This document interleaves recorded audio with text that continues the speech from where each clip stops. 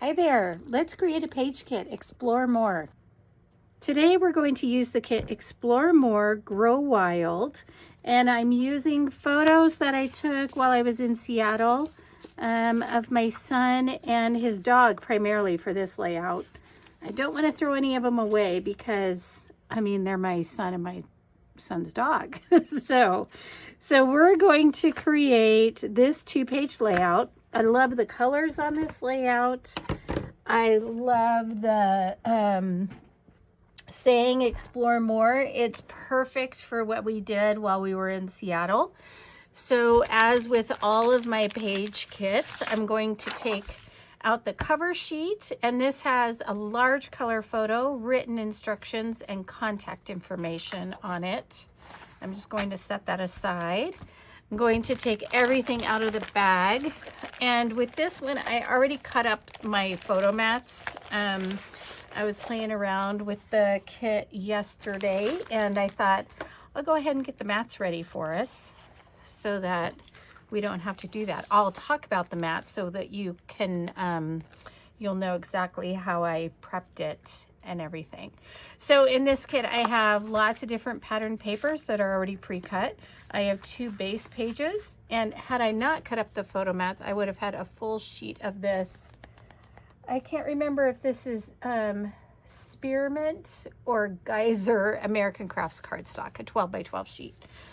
So those, and then I also have some ephemera in here. This is primarily stickers and a couple cut aparts and a little bit of this faux silk ribbon from Creative Impressions. So let's get started. I am going to lay out my 2 base pages first, and I'm going to build the foundation for the page. So when I create the foundation for the page, I always do both pages together so that it is easier to see how the 2-page spread comes together. And since I'm creating it as a 2-page spread, I want it to look continuous from page 1 to page 2. So my base pages are all set here. And now I'm going to prep my pattern papers. I'm going to review my instructions real fast. It says secure floral papers flush with the inside edges, add marble paper strips flush with the outside edges of floral paper, notch banner strips, and layer onto page 2. Okay, so I'm going to do those 3 things first. And I'm an inker, so I am going to ink my pieces here. I'm going to do all of that first. I use Versa Magic chalk ink, and today I'm using Midnight Black. I typically only use, oh, you know what? I did start a new inker. I typically only use black or brown. The brown that I like is Java, and so I'm going to, oops, see, I already, okay. These 3 are my banners, so I'm going to set those aside because I'm going to notch them before I ink them. So with this inker, I just started a fresh inker yesterday.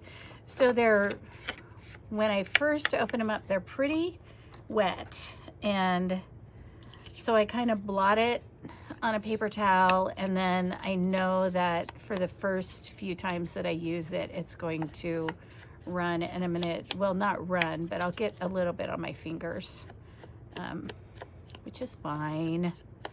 Okay, so that's the title piece. These are the floral pieces. So this one goes together pretty fast, I think. And all of these papers are double-sided. So if I thought the floral was way too busy for this page and I wanted to flop it over and use the marble side, I could do that. But I really like the floral. I think it's really pretty. So those 2 pieces I know are going to go like this. This little skinny strip is a marble strip that's going to be side up or face side up. So we're going to get those ready.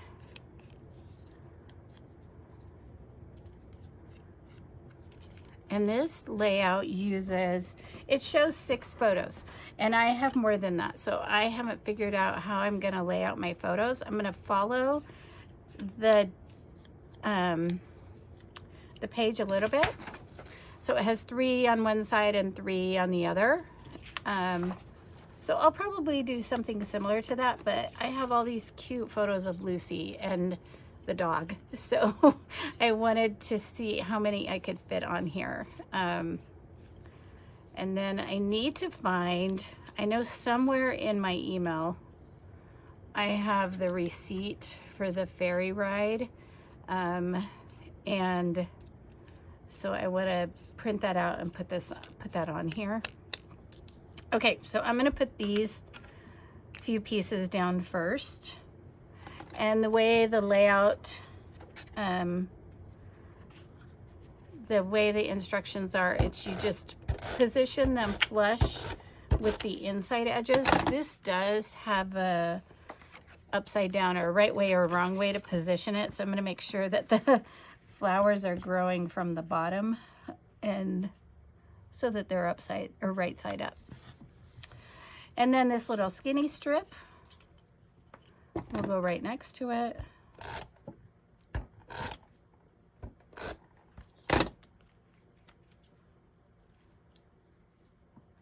Flush with the outside edge of that.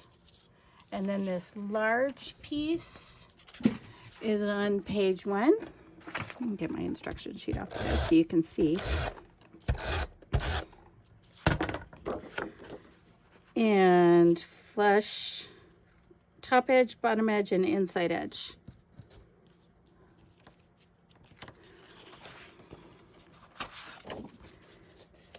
I don't know why I'm a little crooked today. Sometimes it's easier for me to stand up and scrapbook so that I can see the edges a little bit better. Okay, yeah, because this is a little bit off. The adhesive that I use is Scrapbook Adhesives. It's the permanent one, but it has a little bit of give at the beginning when you first start using it. So I can peel these off and fix them if I get them on here crooked. Okay. All right. And then the last skinny strip.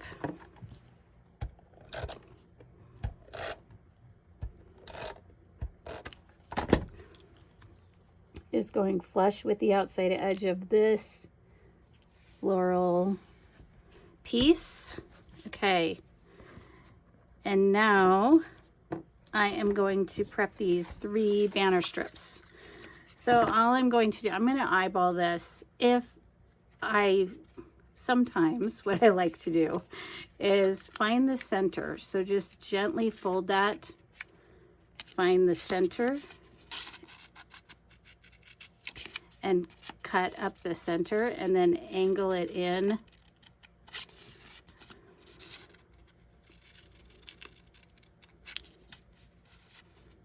There's also a really cool banner punch. I think Stampin' Up makes it. That just notches the banners perfectly. I think it goes to 2 inches. It's like, and these are, how wide are these? These are 2 inches. So normally what I do is just do this. Just notch them. Don't worry about it being perfect. Nobody cares. Nobody knows or will know that they're off or not perfect except for you, I promise.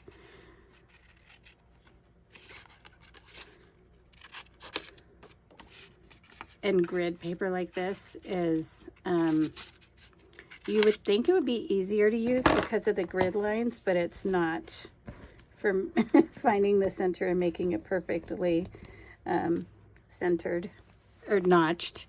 Okay, so I'm going to notch these up. I'm going to notch these up. I'm going to ink these up. And then I will position them on page 2.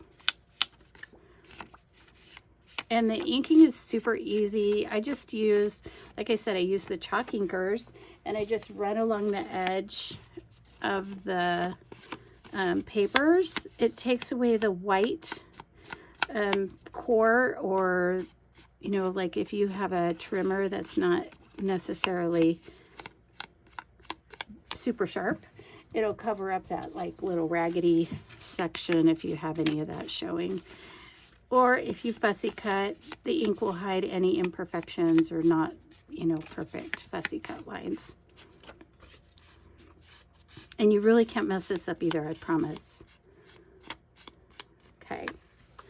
So those 3 are inked, and now I'm going to position them. And the way I have them on the page, I have the yellow one in the middle, and this is the 12-inch one. So on my page, I'm just kind of eyeballing it, and then this star pattern has a cool stripe on the B side.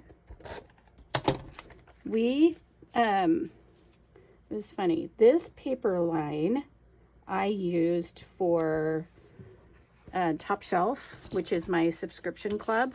So I have a scrapbooking subscription club and a card making subscription club. And I used this for the kits that I made with that. And then there was a mess up at American Crafts, and they kept sending me papers. So I kept getting more and more of this line. And it was kind of crazy because I had plenty. So I was able to make all kinds of kits with this, more than I normally would be able to make. So I just pulled this little butterfly tag out of my ephemera bag. This is just one of the little ephemera pieces. I'm just going to ink that, and I know this is going to go over here. I wanted to get that over here because I'm going to start positioning my photo mats, and I want to make sure that I have that where I want it. Okay, so like I said, it shows 6 photos.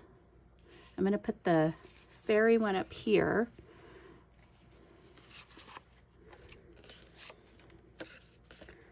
And then I'm going to put, I think I'm going to do this, like this. I like to overlap my photos sometimes too. So you'll find a lot of my pages have photos that are overlapped. So my photos, I had them printed from Persnickety Prints. And I ordered them as they are, let's see, for some reason I can't retain this number in my head. 3.5 by 5, and they're matte finish, and they have a white border the way I had them printed. I love Persnickety Prints. I actually contacted them, and they are going to give us a discount code for you guys to use on prints if you want to do. They can do all different sizes too. You don't have to do what I did, and you don't have to have that white border, and you don't have to have matte finish. You can have whatever you want. So my photo mat sizes, because my photos are this size, I cut them to 5 1/4 by 3 3/4. So let's see. The Many Faces of Lucy. It was funny. While we were sitting in the galley of the, it was so cold, first of all, on this ferry. It was so freezing. And Lucy was just like having the best time. And people would just come up and want to pet her. And she's so nice. She would just let them pet her. And she was just meeting all kinds of people, having the time of her life. Super cute. She's adorable, that dog. Okay, so this is what I have so far. So I think I'm going to move this down a little lower than what it shows on my page. And then I have like a little, I think what I want to do is cut. I'm just going to trim this photo.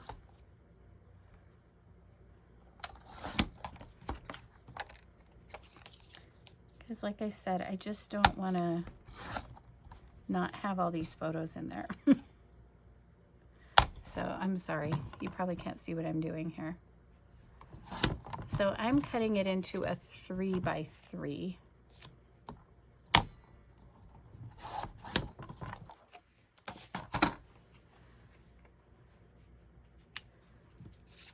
And I'm going to put that over here. Okay. And then my Explore More is going to go over here.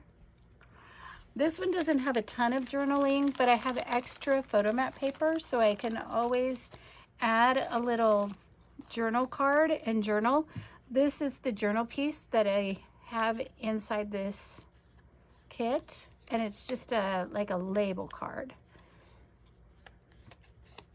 So the way the instructions show, the card is up here.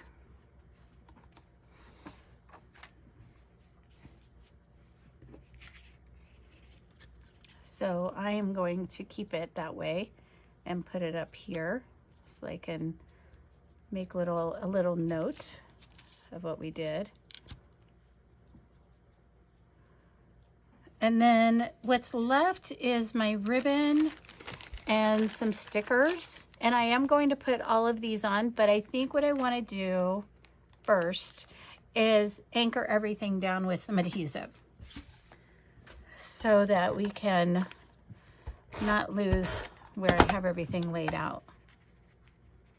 So I have this one up here with Mason and Lucy. And then that's outside of the boat, and then, or the ferry, I guess it's the same thing, boat, ferry. And then this one is down here.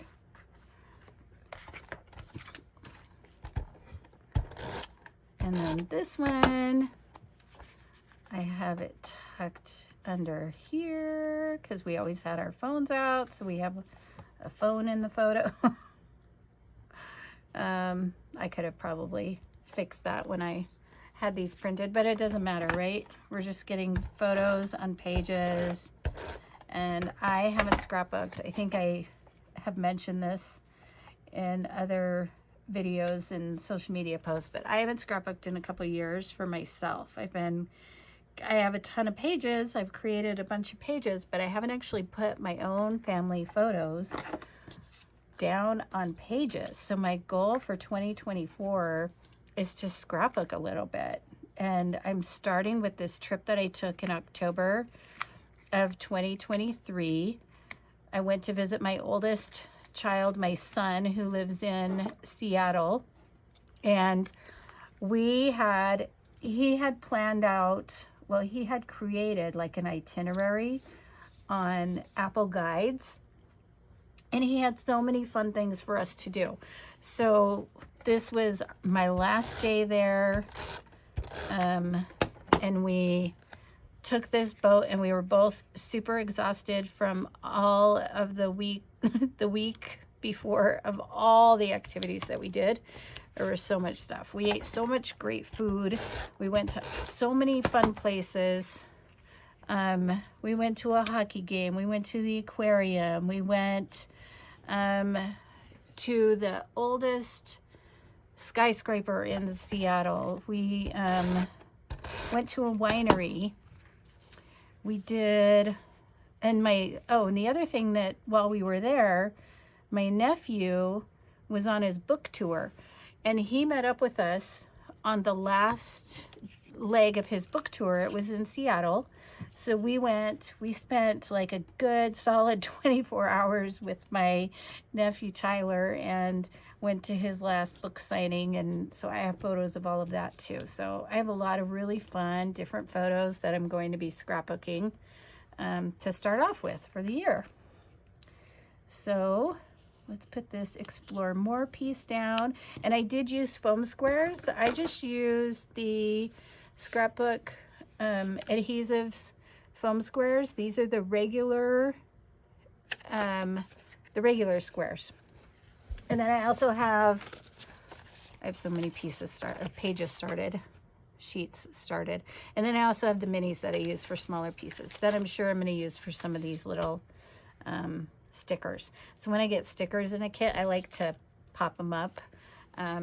This journal card, normally I would not pop this up because writing on raised pieces is hard sometimes because the adhesive kind of distorts your handwriting. But I'm going to go ahead and pop it up because I want it to kind of overlap the top of this photo. And so I'm going to put this over here. And I'll just be careful when I write on that.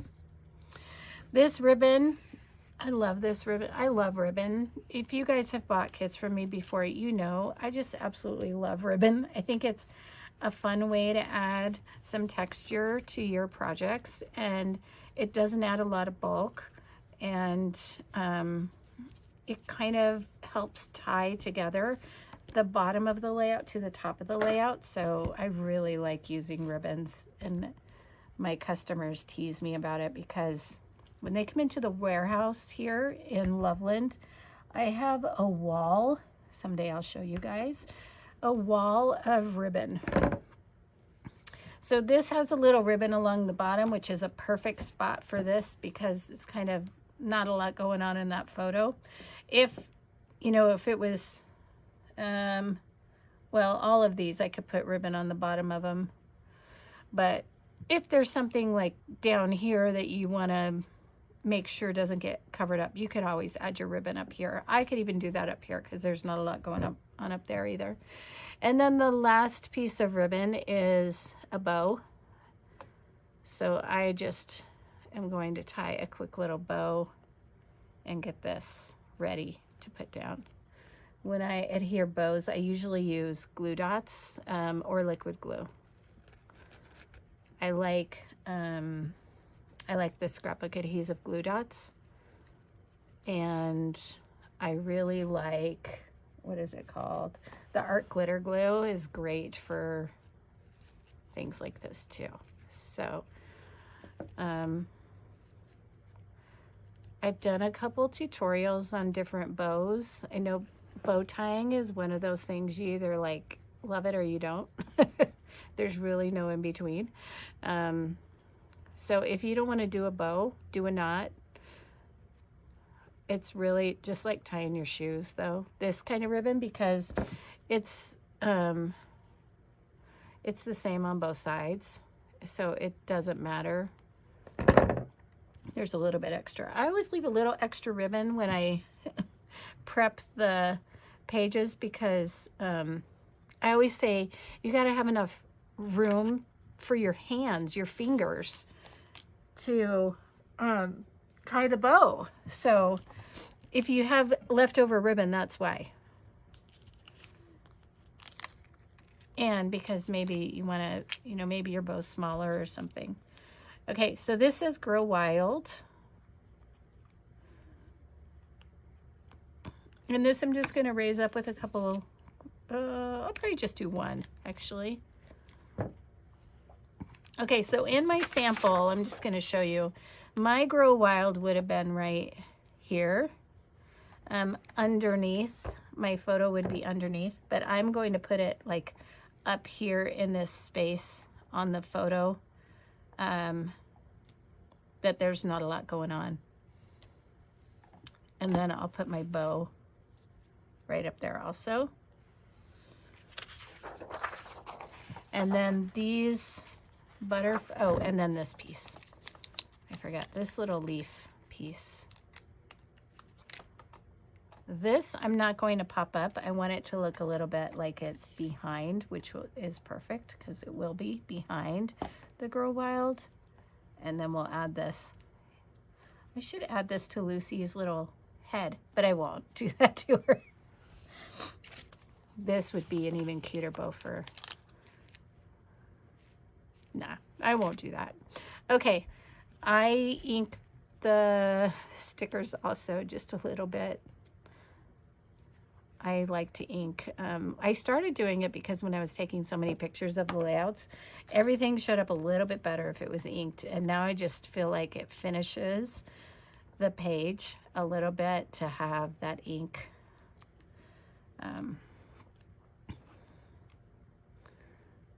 So I'm just going to put that there. Okay. And then the last two things are the butterflies, and I'm going to show you how I do those because I do them a little bit different. Butterflies, I want them to look like they're lifting off the page a little bit, and this is just a me thing. You don't have to do this, but I ink them first, and then I kind of fold them in half a little bit so that this piece, this center piece, is going to be touching the page, and then I'm going to put mini foam squares on the wings and not in the center of the body because I want that to be down on the page. Peel these off, the backings off of these. See what happens to me when I get a new inker? My fingers have ink all over them. So I'm going to put my little butterflies, and I just want to press down in the middle and then secure the wings with the foam squares. And this is the last one. So I'm going to do that very same thing. So I'm going to start working it a little bit. And I'm not worrying about my fingers taking off the stickiness because I don't like to rely on the stickiness of for the wings because I'm using the foam squares. That's totally optional thing too. If you don't want to add foam squares, don't add foam squares. It's your page. You get to do whatever you want. Okay. So this little piece, we'll peel these off, and this cute little butterfly. Did I put that one down? Yeah, I did. I already forgot. Okay. So push down in the middle, the body of the butterfly, and then, so then it looks like the wings are lifting up off the page. Oh, I think the only thing I didn't put any adhesive behind is my little bow.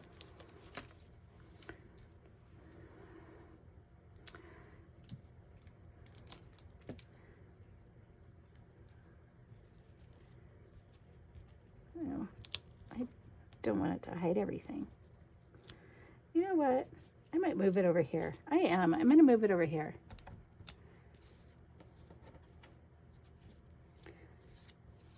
There we go.